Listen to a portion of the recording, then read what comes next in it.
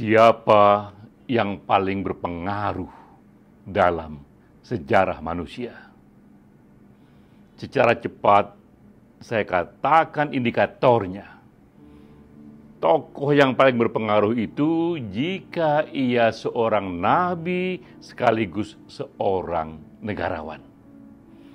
Dengan menjadi seorang nabi, maka risalah agama yang ia bawa itu bisa bertahan lebih dari 1000 tahun dan bisa mempengaruhi hidup lebih dari 1 miliar manusia sepanjang sejarah. Dengan menjadi negarawan, semasa hidupnya ia pun bisa menjadi contoh bagaimana membangun masyarakat dengan semua tatanan sosialnya. Dalam sejarah tak ada tokoh yang memiliki kedua kapabilitas itu sebagai nabi sekaligus sebagai negarawan seperti Nabi Muhammad. Itulah sebabnya dan inilah pula renungan yang saya bawa ketika saya sekali lagi ziarah ke makam Nabi Muhammad di bulan April, awal April 2025. Ketika saya berjalan menuju makam Nabi Muhammad, teringatlah saya pada buku yang saya baca tahun 1978. Ini karya Michael Hart. Berjudulnya adalah 100 tokoh paling berpengaruh dalam sejarah. Persis seperti yang saya katakan tadi, Michael Hart meletakkan Nabi Muhammad pada top 1, ranking 1 manusia yang paling berpengaruh dalam sejarah. Mengapa? Sama alasannya, karena dalam sejarah hanya Nabi Muhammad yang memberikan contoh tokoh yang sukses di dunia agama, sekaligus juga contoh yang sukses dalam kawasan duniawi sebagai seorang pemimpin. Untuk dunia agama, Nabi Muhammad ada dalam satu himpunan dengan Yesus Kristus atau Nabi Isa, dengan Buddha, dengan Konghucu. Inilah tokoh-tokoh, guru-guru yang membawa risalah agama yang pengaruhnya besar sekali, lebih dari 1000 tahun. Tapi bedanya adalah baik Yesus, Buddha, Konghucu, dan pembawa risalah agama lainnya tidak menjadi negarawan, tidak menjadi pemimpin komunitas ketika ia hidup yang ikut membangun tatanan masyarakatnya. Sisi lain juga, sukses sebagai pemimpin duniawi itu, himpunannya itu ada Alexander the Great di sana, ada banyak raja Roma di sana, Romawi, itu juga area bagi Napoleon, bagi para raja-raja yang sukses di masa lalu. Nabi Muhammad pun sukses untuk ukuran duniawi ini ketika ia wafat. Ia meninggalkan satu kawasan Jazirah Arab yang luasnya hampir sekitar 2,5 juta hektar yang bersatu dalam leadership Nabi Muhammad. Di kelas duniawi pun ini himpunannya, tapi bedanya adalah Napoleon, para raja-raja Romawi itu, ataupun Alexander the Great, mereka tidak membawa risalah agama. Jadi dua dunia ini, dunia para nabi dan dunia para pemimpin masyarakat, dua-duanya itu dirangkum oleh Nabi Muhammad. Pertanyaannya kemudian, apa kapabilitas atau kualitas personal yang harus ada atau yang dimiliki Nabi Muhammad sehingga ia bisa sukses di dua dunia ini, di dunia risalah agama dan di dunia leadership yang membangun komunitas. Maka saya sengaja merenung mendekati makam Nabi Muhammad.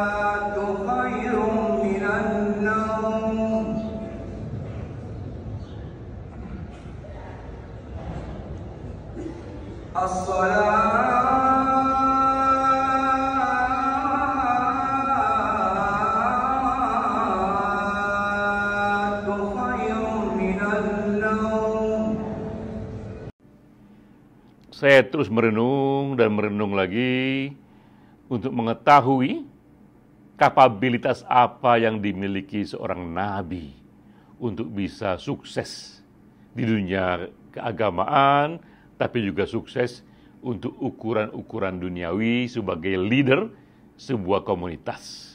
Saya terus mendekat ke makam Nabi Muhammad, ingin bersentuhan secara spiritual di sana dan tafakur sejenak di sana.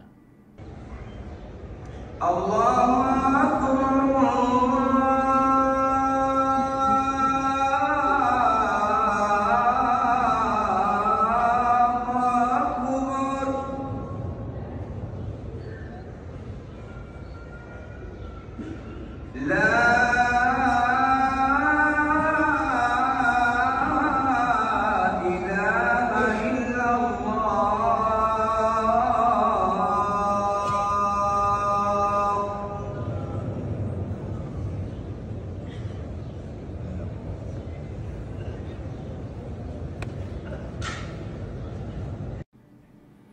Apa yang membuat Nabi Muhammad ia berjaya, ia sukses, tak hanya sebagai nabi, tapi juga sebagai negarawan?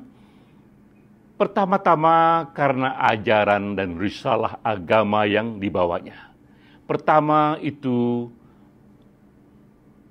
prinsip mengenai tauhid, mengenai Tuhan yang esa. Karena Tuhan itu esa dan hanya Tuhan yang berkuasa, maka semua manusia setara belaka. Semua manusia yang ada ini hanya berbeda karena kesalehannya, bukan karena uangnya, bukan karena kekuasaannya, bukan karena kecerdasannya, tapi semata-mata karena kesalehannya. Ini ajaran yang luar biasa, memberikan daya tarik kepada masa yang banyak itu, karena ia datang di era ketika banyak orang, tokoh-tokoh, raja-raja yang merasa dirinya sebagai Tuhan-Tuhan kecil, yang ingin berkuasa sekaligus juga menindas. Tapi dengan datangnya tauhid ini, bahwa tak ada Tuhan-Tuhan kecil, yang ada adalah Tuhan seluruh alam. Di luar itu semua manusia setara belaka. Jadi pertama-tama yang membuat Nabi sukses karena memang ajarannya itu sebuah revolusi untuk cara berpikir di zamannya. Kedua juga, ajarannya banyak sekali memberikan kandungan mengenai keadilan sosial. Bahwa nilai tertinggi dalam masyarakat adalah adil dan keadilan, dan itu pun Nabi Muhammad memberikan tata kelembagaannya. Ia bangun itu sedekah, ia bangun itu zakat yang merupakan kewajiban mereka yang memiliki dana untuk juga lakukan power of giving, lakukan satu kontribusi, menolong sesama sebagai bagian dari cintanya kepada agama yang dipeluknya itu. Dan juga Nabi memberikan satu arahan, wanita pun harus dimuliakan. Di era itu wanita tak dapat warisan, tapi Nabi memulai menyatakan wanita juga harus diberikan warisan. Dan juga kepada anak-anak yatim, mereka yang tak berdaya, tak ada ayah, yatim piatu, tak ada ibu juga, oleh Nabi pun mereka dimuliakan. Keadilan sosial ini dengan sendirinya bergema dan membuat publik luas tersentuh oleh satu pandangan-pandangan baru seperti itu. Ketiga juga yang dibawa oleh risalah agama Nabi Muhammad ini adalah persaudaraan iman melampaui persaudaraan suku, persaudaraan tribal, persaudaraan satu komunitas kecil yang saat itu menjamur di lingkungan dunia Arab sana.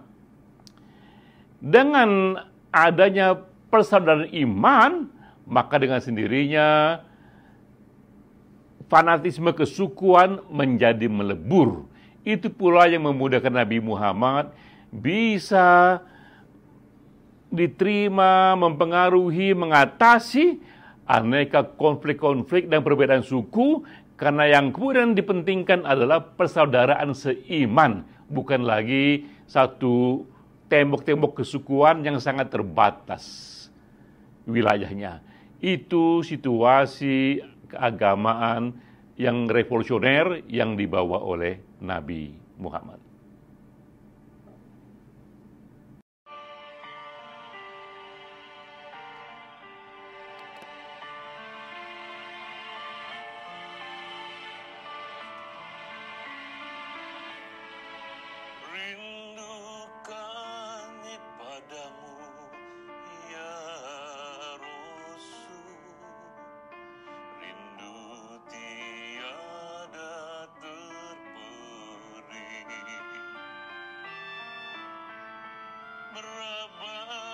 jarak darimu ya Rasul, serasa di kau di sini. Cinta ikhlasmu pada manusia bagai cahaya surga.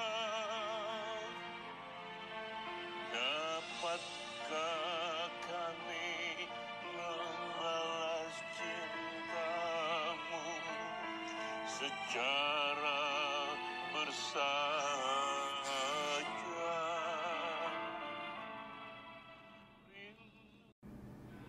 Sedangkan sebagai negarawan, sebagai pemimpin satu komunitas, Nabi pun membuat satu kualitas yang begitu hebatnya.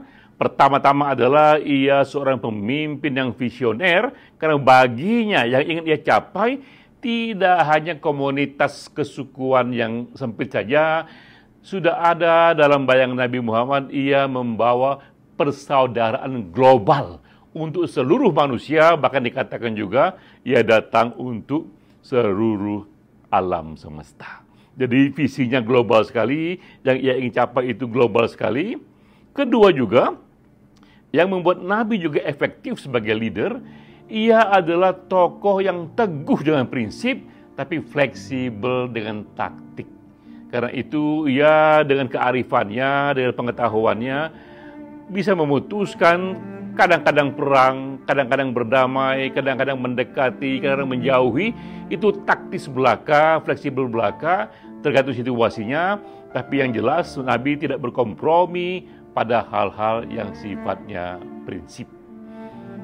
Ketiga, sebagai leader, ini juga hal yang luar biasa. Nabi termasuk orang pertama, tokoh pertama, guru pertama dalam sejarah yang melindungi keberagaman dengan sebuah piagam.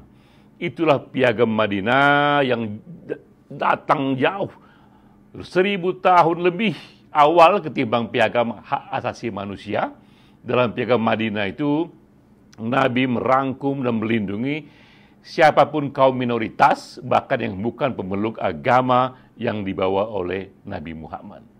Kombinasi antara risalah agama dan nilai-nilainya yang revolusioner dengan kualitas leadership yang ia tularkan, ia teladankan, itulah yang membuat Nabi Muhammad bisa sukses untuk ukuran-ukuran kenabian, untuk ukuran agama, dan juga untuk ukuran-ukuran duniawi. Tapi apa yang menjadi pesan utama dari Nabi Muhammad? Apa misinya yang paling tinggi yang dinyatakan oleh Nabi Muhammad sendiri? Dan itu bisa kita baca dalam riwayat tentang Nabi yang hadisnya diriwayatkan oleh Muslim. Ini riwayatnya, ini hadisnya. Ia katakan bahwa ia datang diutus untuk memperbaiki dan menyempurnakan akhlak manusia.